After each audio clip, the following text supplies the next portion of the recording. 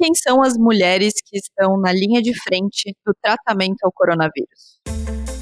Meu nome é Marina Mels e eu não sei quem são, mas eu as admiro. Pacas. Meu nome é Larissa Guerra, eu conheço algumas, muitas outras não, e acho que nada nesse momento supera o que elas estão fazendo. Hoje, então, a gente vai falar sobre as mulheres que estão trabalhando na saúde, essa área que precisa ser tão valorizada agora e, mais do que nunca, o nosso aplauso para elas. Bem-vindas ao Donas da Porra Toda. Donas da Porra Toda. Muito bem, Marina Mels. Estamos aqui em mais um episódio nessa quarentena, né? Ressaltando que estamos em casa. Como é que vai a vida aí, Marina? Está um dia de cada vez. Eu tô me sentindo no Alcoólicos Anônimos, não só porque tenho bebido bastante, mas também porque tô nessa, vivendo um dia de cada vez e tentando readaptar a rotina a esse novo cenário que parece que vai ser o nosso cenário por algum tempo, né? E a sua vida, como tá aí? Cara, eu na real só não aguento mais limpar a casa, assim.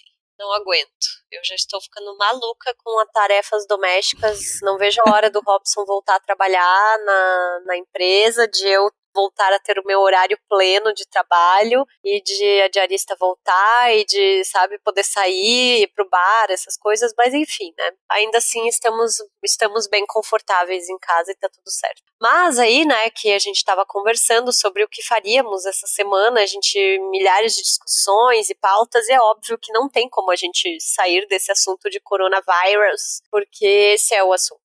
A gente tá vivendo um momento tão único, extremo e, sei lá, simbólico e tenso, que a gente não teria como falar de outros assuntos. E aí a gente começou a pensar no que seria essa pauta dessa semana e veio a ideia de mostrar um pouquinho da rotina de mulheres que trabalham no setor de saúde, né? Porque, segundo dados que eu fui pesquisar, olha só, tenho números nesse episódio. Mais ou menos 70% dos trabalhadores de saúde são mulheres aqui no Brasil. Esse número chega a 95% no caso dos profissionais de nutrição. Entre médicos está mais ou menos em torno de 40%, 50% os dentistas, 90% entre enfermeiros, ou seja, tem muita mulher trabalhando na área da saúde. E aí que essa diferença também, Marina, ela fica muito evidente entre os cargos de nível técnico e auxiliar. Por exemplo, cerca de 74% dos profissionais de nível técnico e auxiliar são mulheres também. Então a gente conhece médicas, eu acho que a gente conhece enfermeiras, técnicas de enfermagem, auxiliares, agentes de saúde, postinho do bairro, né? E eu acho que é muito importante a gente trazer um pouquinho do que é a vida dessas mulheres nessa época de combate a uma pandemia como a gente está vivendo.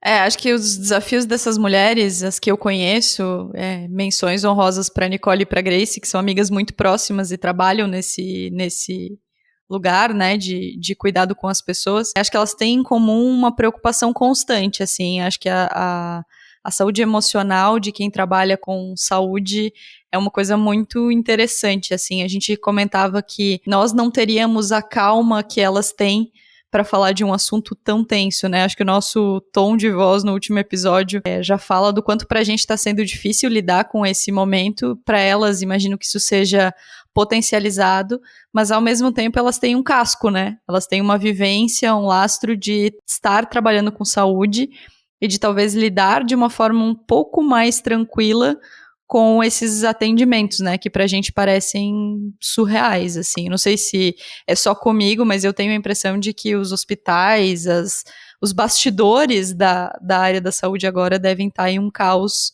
absoluto, assim. E sinto que elas estão tentando levar isso com a maior naturalidade e leveza possível, acho que como uma defesa para não surtar, né? Eu não sei se caos é a palavra certa, assim, porque pelo que eu tenho observado, eu acho que, claro, existe um aumento de demanda, existe toda uma preocupação em relação aos EPIs que não são suficientes, a possibilidade de esses próprios profissionais estarem contaminados, mas eu acho que essa questão não é nem o casco, sabe? Mas é porque a pessoa, aquilo é o dia a dia de trabalho dela, né? Eu lembro que quando eu fazia faculdade de jornalismo, eu fiquei muito próxima, morei com 3 estudantes de enfermagem, e eu quase passava mal com os relatos delas, tipo, estágios de hospital, assim, e elas já trabalhavam também na área. Eu até trabalhei no SUS 2 anos por indicação de uma dessas meninas, e eu lembro que eu ficava apavorada com as coisas que elas contavam, e elas achavam aquilo tão natural, sabe? Porque eu acho que acaba tendo algo muito especial, assim, numa pessoa que, principalmente quem trabalha em hospital, em emergências, que tá muito lidando ali com a vida, né, com momentos bons, né, com uma recuperação, com uma pessoa que tá, sei lá, com um bebê que tá nascendo, ou uma pessoa que se recupera de um câncer, alguma coisa assim, e em relação também a momentos ruins, né, que é a morte de uma pessoa, uma notícia ruim também. Eu acho que deve ser uma relação muito louca, assim, né, na cabeça desses profissionais. É, uma outra profissional da saúde que a gente tem o prazer de conversar sempre é a Lu, né? A Luciana, que é a nossa amiga.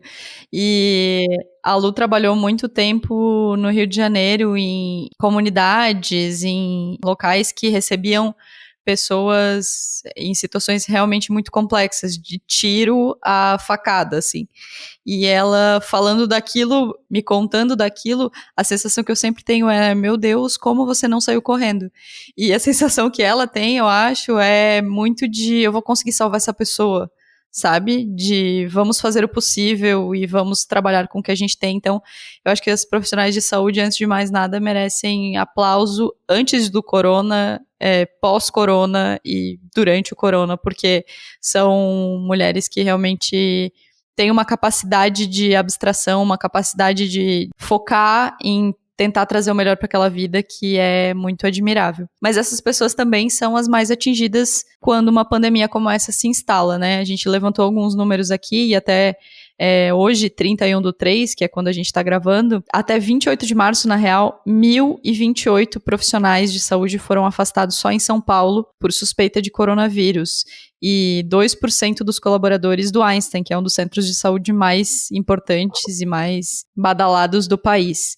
E na Itália, na Lombardia, até dia 30, 63 médicos morreram por corona, né, testados oficialmente por corona. Então, são pessoas que estão realmente muito mais próximas, né, ao vírus e muito mais próximas a essa contaminação, né? Até o número de profissionais do Einstein, Marina, eu tenho números aqui envolvendo o Einstein e o Sírio-Libanês, né, que são um dos hospitais mais reconhecidos, acho, de São Paulo, junto com o Hospital das Clínicas. Eles já tiveram 450 profissionais afastados por coronavírus. E isso vai desde médicos até empregados da limpeza, né, porque é todo mundo mesmo que está ali envolvido nessa luta.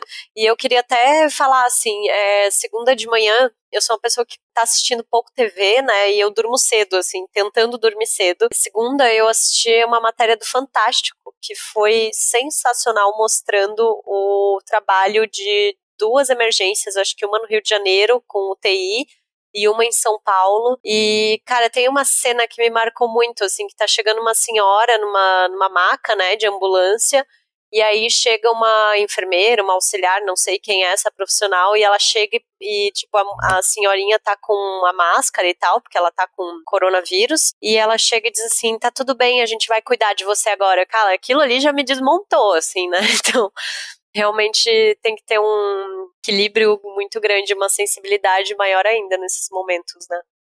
E a gente foi conversar com algumas pessoas para entender como é estar vivendo esse momento. Quando a gente conversou com elas, em muitos casos que vocês vão ouvir, o cenário não era tão complexo no sentido de volume de atendimento, pelo menos aqui em Santa Catarina e nos locais nos quais a gente conversou. A gente imagina que tem locais que já estão com uma dificuldade muito maior de atendimento, mas a gente quis conversar com pessoas que estão se preparando para o que vem por aí. E a primeira pessoa que a gente vai ouvir é a Fernanda Arnes de Castro. Ela é infectologista, ela não é aqui de Blumenau, mas ela atua aqui em Blumenau, foi uma indicação da Nicole. E ela falou um pouquinho pra gente como é a preparação para esse momento em que o coronavírus está chegando. Qual é o sentimento dos profissionais de saúde ao perceber que algo tão sério está se aproximando.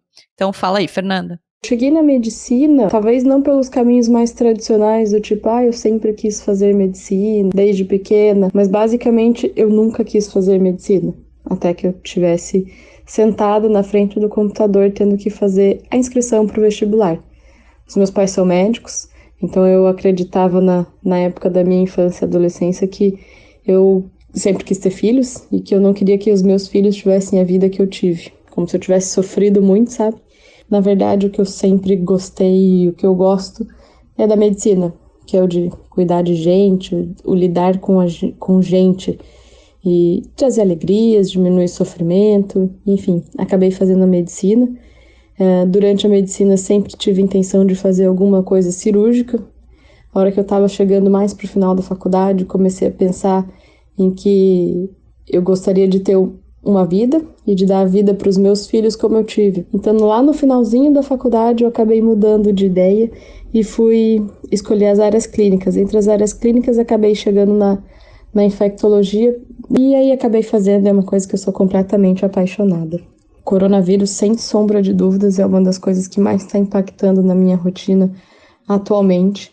Então, hoje, na verdade, as coisas estão um pouco mais tranquilas, mas esses últimos 15 ou 20 dias, basicamente desde o primeiro caso no Brasil, a minha rotina mudou completamente. Então, a minha atenção ela está basicamente toda voltada a essa doença que tem uma mudança quase que diária.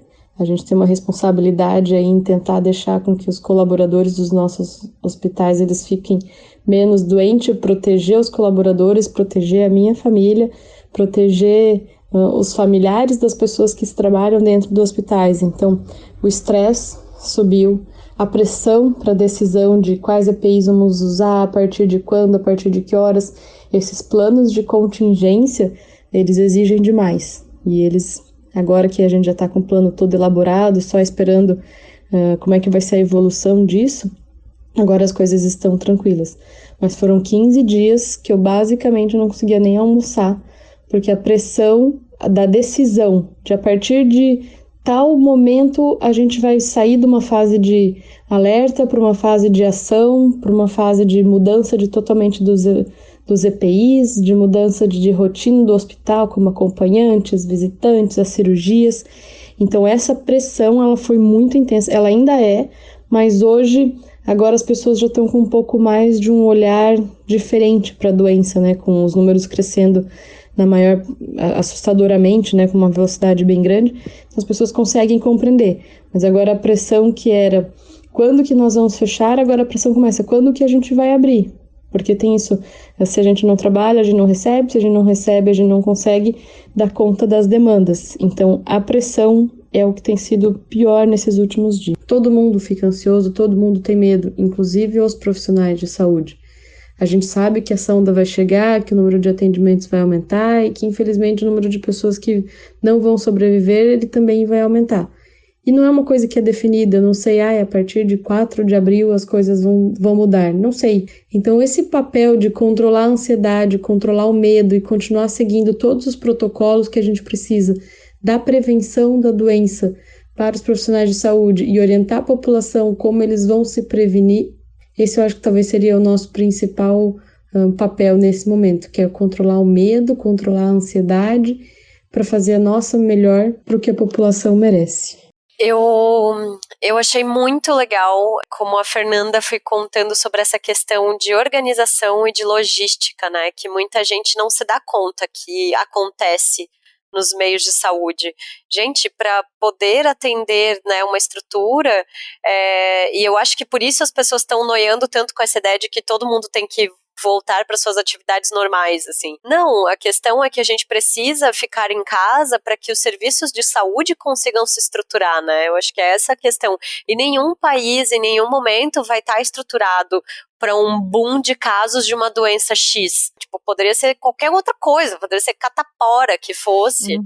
Que nenhum país estaria estruturado para isso, assim. Então, eu tenho observado muito isso por meio da reportagem, né, do Santa, que tá em contato direto com a gente na rádio, e vejo matérias, assim, sabe, de como a prefeitura de Blumenau tá se estruturando, como, numa semana ela começou atendendo de certa forma, aí ela estruturou um atendimento em um setor da Vila Germânica, agora ela já fez isso, já tá prevendo isso, isso e isso daqui para frente, né, eu acho que essa questão que a gente precisa entender de que cada dia a gente ganha um tempo que é muito precioso nesse combate à doença. Então, eu tava vendo o Roda Viva, que saiu ontem, né? No dia que a gente tá gravando, saiu ontem, saiu no dia 30, com o Átila Yamarino, que foi sensacional e, assim, deveria ser lição de casa para todos os grupos de família. E ele fala uma coisa muito interessante, que a China foi o país que teve a reação mais eficiente em relação ao coronavírus por 2 motivos. Primeiro, porque eles tinham um histórico de pandemia, e isso muda tudo. A gente não tem histórico. Então, a gente não sabe lidar com uma doença tão contagiosa, a gente não sabe, a rede de saúde não está minimamente experiente para conseguir lidar com um problema desse tamanho. E a outra questão é que na China existe uma questão política que torna muito mais fácil você deixar as pessoas presas em casa quando o Estado manda, né? Então, como democracia e como um país que não tem um histórico de algo tão grande, que exige uma estrutura tão robusta assim, a gente não tem como reagir tão rápido. Por isso que esse tempo em casa, muita gente tá falando, eu tô em casa, mas eu tenho um amigo que trabalha no hospital e ele tá me dizendo que a movimentação por lá tá tranquila. Sim, que bom, ele está tranquila para que as pessoas possam fazer o que a Fernanda trouxe pra gente que elas têm que fazer, que é entender como a coisa vai minimamente acontecer para poder ter um preparo, né, para poder as cirurgias eletivas serem canceladas, porque existem questões de necessidade de leito para o coronavírus. Então, estamos em casa sim, temos que estar em casa sim, e isso é muito importante para que essas profissionais de saúde possam se organizar, se planejar minimamente para conseguir atender. Exatamente, eu acho que é muito importante cada um fazer a sua parte, né, e cada um entender que ficando em casa você está ajudando o profissional do hospital, você está ajudando toda uma logística de atendimento e de priorização de casos que são realmente necessários, né, porque senão todo mundo vai começar a lotar o hospital, e aí quando realmente estourar o número de casos, porque pelo que eu tô vendo agora, claro que a gente está falando que existem muitas subnotificações, até porque a gente não tem teste suficiente no Brasil e tem uma demanda reprimida absurda de exames que já foram feitos e não tem resultado, né? Mas eu acho que não dá pra gente achar que a gente tá brincando, né? Isso é um tipo de coisa que me deixa doida no momento. Mas aí... Né? Mas a gente não quis trazer só a realidade de Santa Catarina, né? Aí, quando a gente estava fazendo essa pauta, eu lembrei que a minha irmã é fisioterapeuta, né, uma profissional da saúde, ela trabalha em clínica, e aí a gente estava conversando, ela comentou esses dias comigo que tem uma amiga dela que está morando na Irlanda e que se voluntariou para trabalhar num hospital lá agora durante esse período de combate ao coronavírus. E a Paula Cipro, ela tá morando há 1 ano e 4 meses na Irlanda, ela tá trabalhando como garçonete lá, mas trabalha com fisioterapia respiratória aqui no Brasil, trabalhou, né, e aí ela aproveitou essa oportunidade para tentar, talvez até depois, se colocar realmente nesse setor, no mercado de trabalho de saúde na Irlanda. Aí a gente pediu para ela contar como é que tá sendo essa experiência dela lá e o que ela tem visto no dia a dia dela no hospital. Vi num site de notícias que eles estavam contratando pessoas para ser voluntários, e eu vi isso como uma oportunidade. Eu, como brasileira da área da saúde, mas que trabalho com outra coisa, como garçonete aqui, como uma oportunidade de entrar no mercado de trabalho na área da saúde e poder, quem sabe, continuar, sei lá, porque é muito burocrático para você validar o diploma aqui em outro país. Eu percebi que era uma grande oportunidade, assim.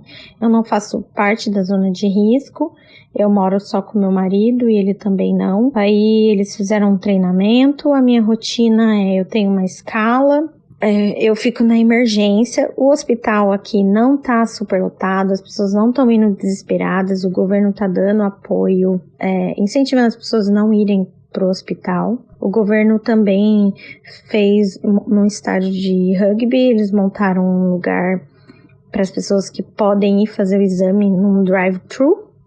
Então as pessoas têm acesso ao exame fora do hospital.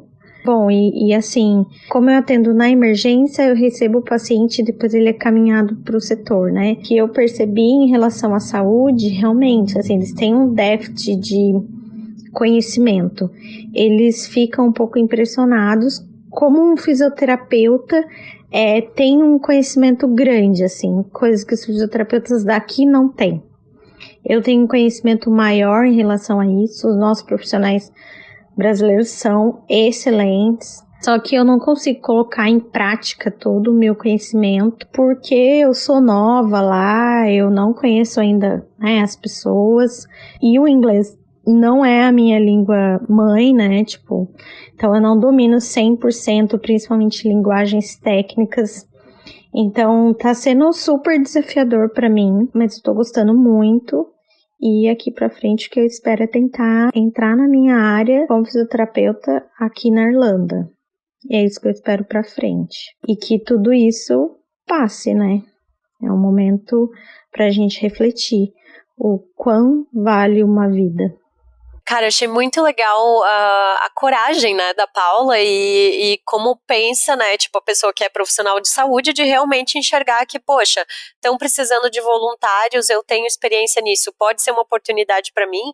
Eu achei muito legal ela fazer esse movimento, né, e, cara, super corajosa, vai trabalhar numa emergência de hospital num país que não é o seu, como ela falou de toda a dificuldade que tem com a questão da língua, né, então eu achei sensacional a história dela, assim, e me chamou muito a atenção também que ela contou pra mim depois que, na verdade, tipo, as pessoas e o próprio governo na Irlanda sabem que a estrutura de saúde pública no país é horrível, assim, que qualquer coisa de saúde na Irlanda é muito ruim, né, então, e como eles estão tentando amenizar isso e estão tentando dar um jeito de garantir o atendimento, então, acho que quando as pessoas falam, né, pra mim tem sido um exemplo muito bom, assim, de se mostrar a importância do Sistema Único de Saúde no Brasil, de como é uma coisa, cara, não existe em lugar nenhum um sistema único que atenda tanta gente, né, de graça, que te dá toda a referência de tratamentos, de transplantes, de N coisas, né, cara, depois que eu trabalhei no SUS, eu mudei totalmente a minha concepção sobre ele, então é isso. Depois dessa minha declaração apaixonada, né? O que me marca muito no depoimento dela é a questão da qualidade dos profissionais no Brasil, da saúde, que muitas vezes a gente não vê, né? Porque, de novo, vamos botar a culpa na mídia, nós mesmas, no caso. Mas existe um imaginário popular, né? Uma crença bizarra de que o SUS só tem coisas ruins e de que os profissionais de saúde no Brasil não fazem esforço para te ajudar, o que não passam de duas falácias absurdas, assim. As profissionais de saúde são incríveis e acho que ela ter essa percepção fora, a gente sempre olha o gramado do vizinho, afinal de contas, então ela trazer essa percepção de fora, de como os colegas dela lá veem qualidade no serviço que ela presta, sendo ela formada aqui, é muito interessante. Porque nos faz ter um outro olhar de, poxa, essas profissionais são referência, assim. E o mesmo acontece na ciência, o mesmo acontece na arte, o mesmo acontece em vários lugares. E às vezes precisa de uma coisa tão complexa pra gente olhar pra isso. Então, acho que um exercício que vai entrar na minha rotina mais do que nunca é olhar com um pouco mais de cuidado e detalhe pra essas pessoas, pra tentar valorizá-las e não precisar de uma pandemia pra isso, né? Exatamente. Outra profissional que daí a gente ficou pensando que a gente queria alguém que tá num grande centro, né, vivendo o que é o cotidiano do coronavírus numa cidade grande, porque aqui, por exemplo, a gente tem, Blumenau tem 300 mil habitantes, Pomerode tem 30 mil habitantes, e querendo para o bem ou para o mal, as coisas demoram um pouco mais para chegar aqui, né? E aí a gente acabou recebendo a indicação de conversar com a Luciana Haddad, que é médica no Hospital das Clínicas de São Paulo e atleta de triatlon. Só isso. Só isso que a mulher faz. Aí a gente pediu para ela contar um pouquinho sobre como é que tem sido a rotina dela nesses últimos dias e principalmente o que ela acha sobre esses movimentos que defendem que as pessoas voltem para a normalidade e que não atendam, né, as recomendações que a OMS e que o próprio Ministério da Saúde vem pedindo para as pessoas cumprirem. Oi, meu nome é Luciana, eu sou médica, eu trabalho no transplante de fígado no Hospital das Clínicas aqui de São Paulo. Agora, com a pandemia do coronavírus, a gente teve uma reestruturação no hospital, então o Hospital das Clínicas é referência para atendimento desses pacientes e o Instituto Central, que é o prédio principal do hospital, vai ser dedicado ao atendimento dos casos graves e dos casos que necessitam internação. Então, a nossa rotina foi bastante alterada, o serviço de transplantes teve que mudar para um outro instituto, o Instituto do Coração. A gente organizou toda essa transição e agora vamos iniciar o atendimento dos pacientes com coronavírus nas nossas enfermarias. Então, faz já 2 semanas que o hospital mudou de cara, está sofrendo mudanças e preparando mesmo para o atendimento desses casos. E mudou bastante a nossa rotina, com certeza. Acho que esses movimentos que tentam desacreditar as orientações da OMS e dos especialistas são bastante perigosos. Acho que a sociedade toda deve ouvir as instâncias relativas aos programas de saúde, né, inclusive ao Ministério da Saúde, que tem seguido as recomendações da OMS, e acho que a preocupação maior agora tem que ser com a saúde e com a limitação máxima dos casos e do aumento dos casos, para que o sistema de saúde tenha capacidade de absorver e atender com qualidade a todos que necessitarem nessa fase. Então, é um momento difícil, para todo mundo, não só para o pessoal da área da saúde. É óbvio que para a economia é complicado, tem uma série de consequências para a sociedade como um todo, mas acho que no momento a prioridade tem que ser essa. Aos poucos as coisas podem ir se adaptando, mas nunca passando por cima das orientações da OMS. Bom, então a Luciana traz uma mensagem muito clara pra gente, né? Se a gente tem que seguir os órgãos mundiais de saúde, a gente tem que ficar em casa. E aí a Fernanda também reforçou esse pedido de que a gente fique em casa e ela explica por quê. É necessário que as pessoas fiquem em casa para fazer o que todo mundo fala, que é achatar a curva. Ou seja, eu não ter um grande número de pessoas infectadas juntas ao mesmo tempo. Eu posso ter um grande número de pessoas infectadas, mas que venham com uma constância um pouco mais baixa ao longo de semanas, para que eu tenha capacidade física para atender e dar o suporte que esses pacientes precisam. Como é uma doença que transmite de pessoa a pessoa, se eu diminuo a circulação de pessoas, consequentemente eu vou diminuir a circulação do vírus entre as pessoas. Por isso que é importante, nesse momento, a gente fica em casa. Enquanto isso, as unidades de saúde, os hospitais, elas vão fazendo todos os planos de contingência. Os cientistas estão aí correndo atrás da cura e atrás de vacinas, de quem já, infelizmente, perdeu esse controle de ter poucos casos e que os casos venham vindo numa velocidade baixa. Então, a gente espera com que o resto do mundo também se organize e tenha respostas enquanto a gente não está nesse pico máximo.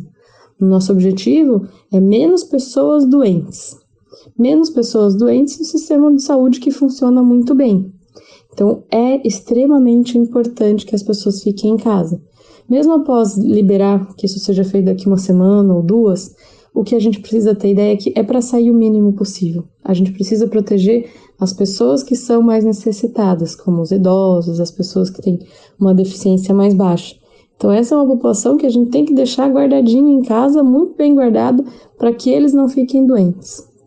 E o resto da população vai continuar seguindo a sua vida, desde que distanciamento social, né? As pessoas precisam lembrar de ficar mais afastado, lavar melhor as mãos, lavar frequentemente as mãos, né? Deixar os ambientes bem arejados. Então, é muito importante nesse momento a gente ficar em casa. Bom, então, depois dessas profissionais maravilhosas, se você não ficar em casa por você, que você fique pelas mulheres que estão na linha de combate ao coronavírus, que você fique pelas pessoas da tua família, pelas pessoas do teu bairro, da tua comunidade, né? Eu acho que está muito claro de que esse é um momento que a gente precisa priorizar a saúde e que depois a gente vai se recuperar, a gente vai dar um jeito e a gente vai se reconstruir, né? E aí, Marina, eu acho que é muito legal também uma frase que o Átila falou, né? Porque eu sou super em Átila We Trust total, assim. E eu gosto muito quando ele diz que, tipo, cara, as pessoas que estão querendo voltar ao que a gente vivia em janeiro desse ano, a gente não vai voltar mais, porque o mundo já não é mais o mesmo. Então, E aí bate com a astrologia, que eu ainda não tinha falado sobre isso hoje. Mas enfim, eu não vou começar a viajar, porque senão o programa vai ficar com 3 horas de duração.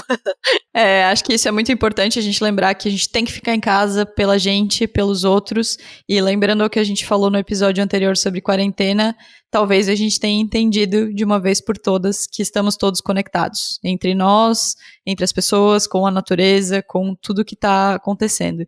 Então, faça a sua parte. Se você tem o privilégio de poder ficar em casa, fique em casa.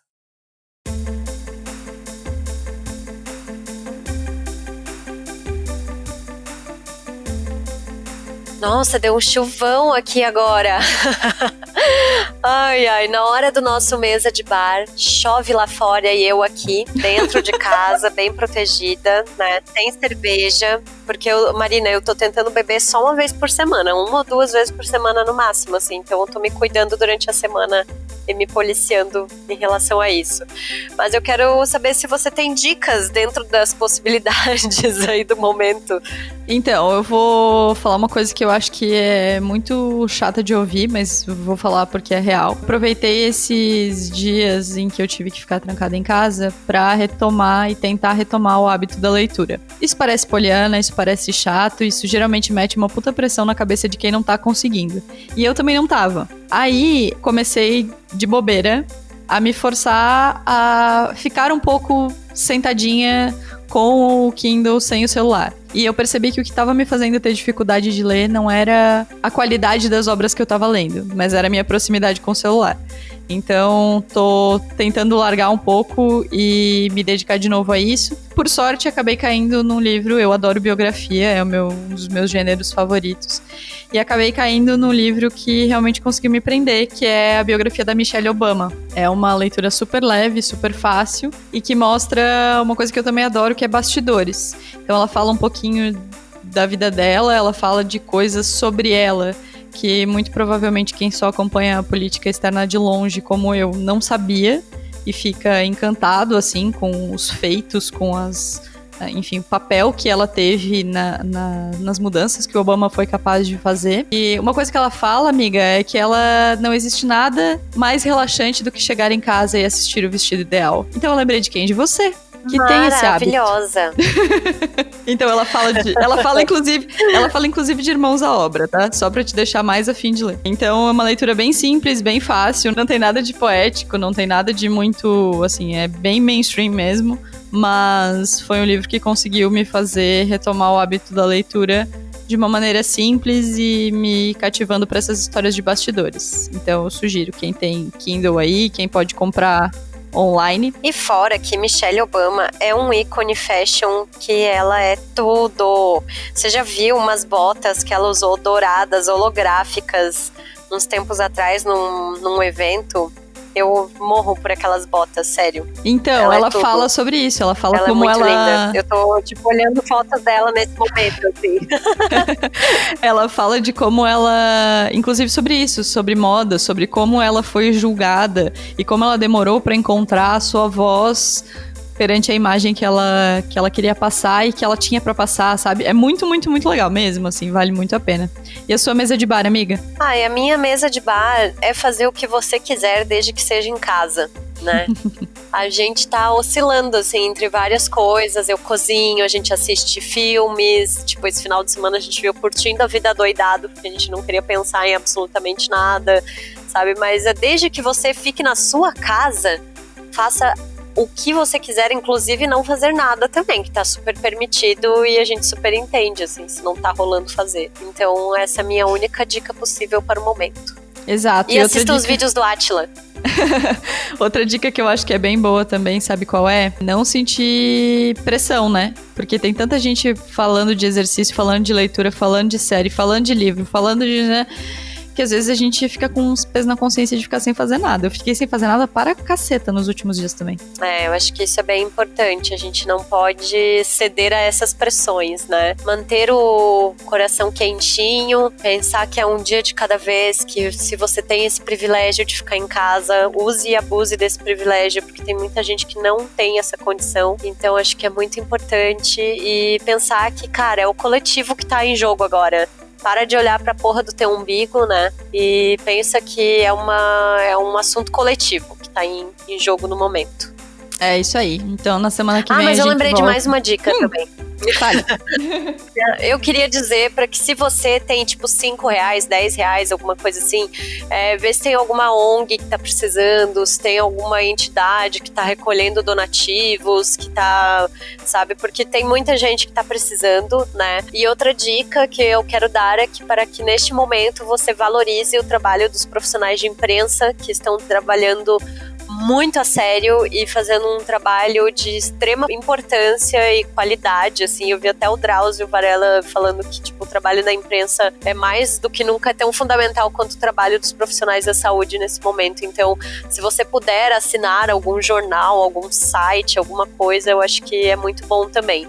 Eu falo que eu assino várias coisas porque endosso e acho fundamental o trabalho dos jornalistas. O jornalismo e a ciência nos salvarão, como diria Átila, nosso grande muso do momento. Então, até semana que vem. E fica aí com a sua tempestade que dá pra ouvir daqui. Um beijo, gente. Se cuidem, fiquem seguras.